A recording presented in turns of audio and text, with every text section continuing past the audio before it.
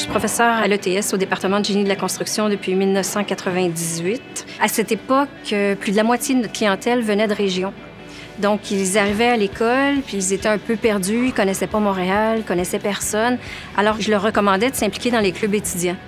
C'est comme ça que pendant une dizaine d'années, j'ai été très impliquée au niveau des clubs étudiants.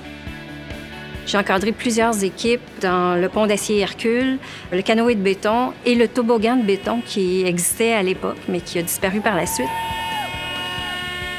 Et déjà, à l'époque, les étudiants de l'ETS performaient au niveau des compétitions.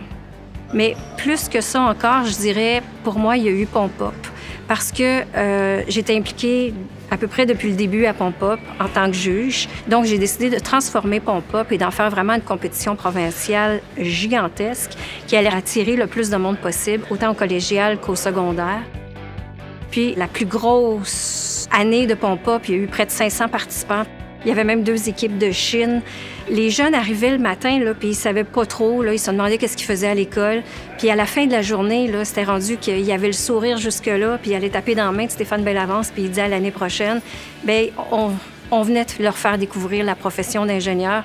Puis il n'y a pas un jeune qui pouvait partir de là en se disant, bien, c'est plate, là. Je ferais 250 kilos, on en a fait 327, mais c'est incroyable! J'ai siégé longtemps sur le CA du Cégep du Vieux-Montréal et comité exécutif aussi. Et sur le CA, je siège encore d'ailleurs dessus, du Sérieux. Et ils ont mentionné le besoin de former des gestionnaires des villes. Donc, on a développé cette maîtrise-là à leur demande, avec eux. Et ça donnait un résultat assez spécial. Ça fait 6 ans qu'elle est en place ici à l'école et dès sa première édition, les cours étaient déjà à capacité. Donc, ça répondait vraiment à un besoin. Et dans cette maîtrise-là, on force les ingénieurs à non plus travailler en silo, mais à en travailler en collaboration avec les architectes de paysage et les urbanistes. Je suis aussi impliquée à la QTR depuis 1998. Je siège sur leur jury annuel des prix sécurité routière. C'est un prix qui est remis annuellement aux municipalités qui ont réalisé l'aménagement le plus sécuritaire sur leur territoire. Je suis une rassembleuse.